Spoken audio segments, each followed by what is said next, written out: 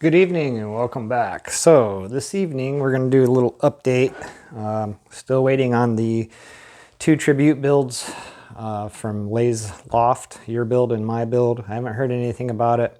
Figure I'll give them another week or two before I check in on them, just kind of see the status where they're at, if they've got going on them or whatnot. But as you guys noticed in my last video, I went through all my parts and stuff, and I'm continuing to do some part shopping, and so is my dad, and some of these are his, so I'm not sure, pretty sure this one is his here. So let's see what we got here. Oh, we got some air bubbles. Nope. All right, so these are 250K linear taper pots, okay, and these are a solid shaft, they're not a split shaft.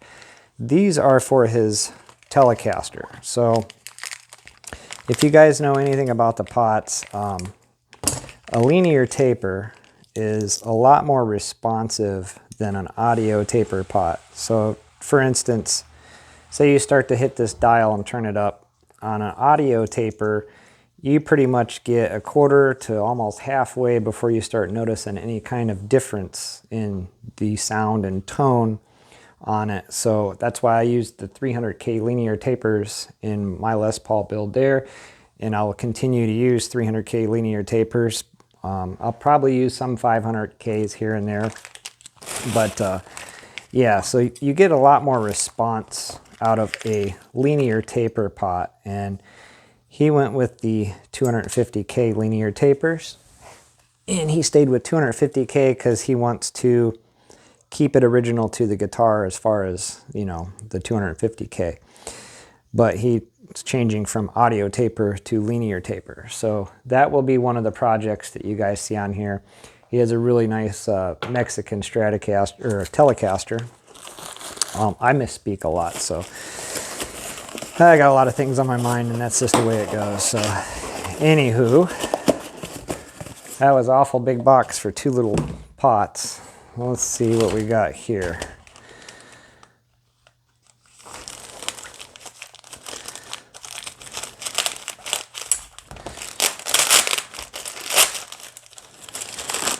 Well, they really taped this one up good. And we have another postal service package inside a package. Let's go ahead and cut that open.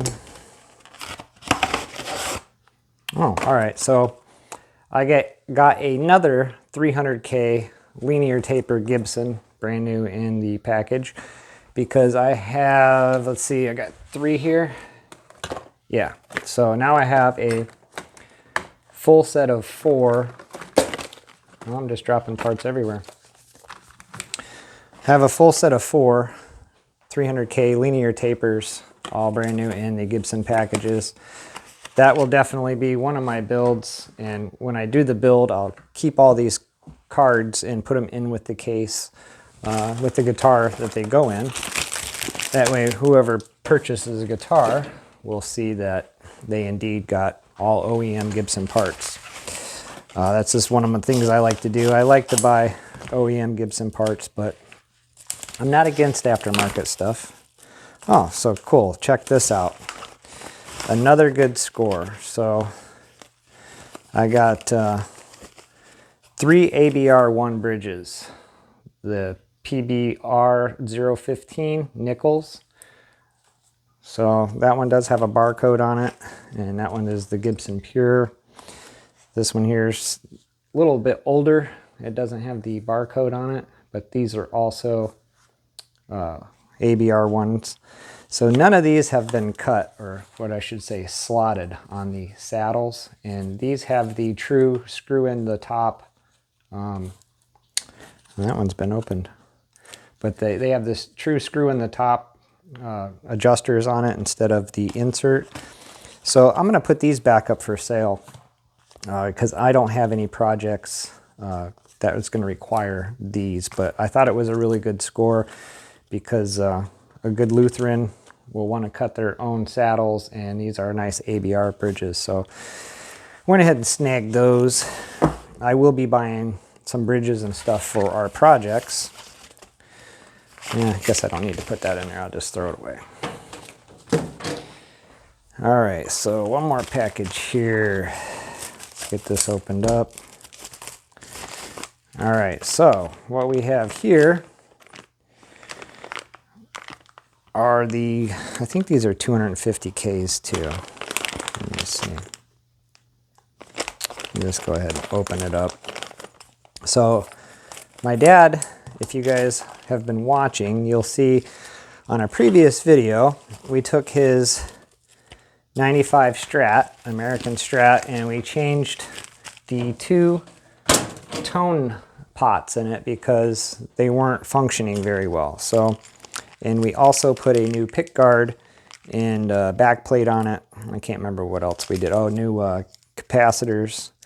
Well, he still isn't happy with it, so I think he got linear tapers on this too as well.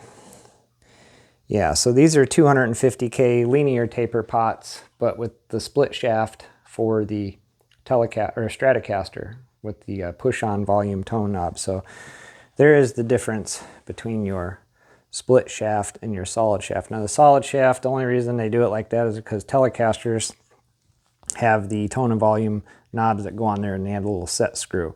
And if you try to use the set screw on that, you're going to collapse it and it will break. So that is the only reason that they do the solid shafts, is for knobs that have the set screws on them. It looks like musically.com, they sent them a pic too. I wonder if it says anything here on the package. It does not say anything on the package about them being 250K linear tapers, but they do say 250K. I remember him ordering the linear taper. So there we go. We got 2 Fender projects coming up. I'm still buying parts for Gibsons. We're waiting on the Lay's loft builds to get done so I can bring them back and we can build them. You guys start picking out parts for yours. I did get the Veritone switch ordered for the BB King. It's coming from overseas, somewhere in the UK, so that's going to take a minute to get here for that. And I'm still looking for wiring diagrams for the stereo mono, because that is basically 356 stereo. So I'm looking for the wiring diagrams that's going to point me in the right direction on getting the Lucille back together. So till then, you know, don't forget to like and subscribe, and we're going to have some projects coming up. I do have to also get back into the amplifiers too. I got my dad's little Sidekick bass, the Rumble 25. This is not it. All the parts to that are over there. It was brand new out of the box. We stripped it down. I got to get that recovered. Real close to being ready to do that. I just got to find the time. This one here is pretty much complete. This is a Super 60, and this has kind of been on the back burner for a while, and it's something that I'm going to have to get back into and finish up. So I have to change the 2 input jacks on it. They look fine, but they're super glued in. Somebody had broke them off and super glued them back on, so I'm just going to replace these 2 input jacks. And I do have to find a set of good tubes for it. It does have these 3 here. But then after that, we can get this fired up on the bench and just hook it up to a speaker, make sure it works properly before I go wasting my time putting it in the cabinet, because I spent a lot of time on that cabinet getting it finished up. So here's a quick look at it again. So here's the 2 input jacks I got to solder in. I've done it before. It's not that fun. Did it on the Princeton Chorus 2x10. That was also a printed circuit board. It was, like I said, it wasn't any fun doing that, but I got it done. This I still have to use a stainless screw and adjust it for the foot pedal and put the other part of the snap in, and that will screw here to the side, and then I also have to put the parts that this snaps to in here after I get the reverb tank in, but that is the reverb tank cover. So this will be a very good looking amp when it's all done, and I'm not quite sure if I'm going to sell this one or not, because I've really grown to like this one, and I think this one just might stay in the collection. And that's another reason that I haven't been real pressed about trying to find parts and get it done, because I really don't want to get rid of it. So there's a slight chance that I may put it up for sale and see what kind of offers I get on it. But I know these in rough condition that do work are pulling $500–600 all day long. So I'm not sure what I would ask for that all completely done and customized, but stay tuned for that. We're going to end up getting into that. So we got 2 amplifier projects, 2 guitar projects, a refresh there, and then 2 Stratocaster refreshes coming up. So just stay tuned. I have some patience. I haven't been making videos in a while because I've been really busy with working and stuff, helping my friend out. Owned my own business for a long time, and I just decided, well, I'll go and help him for a while, and I'm going to call it quits on helping him here in May. So I'm going to have a lot more extra time again, and I can get back rolling in this kind of stuff. So I know he still needs me, but I got things to do in my life too. So we've got to wait till next month. I gave him till the holiday weekend, May 26th.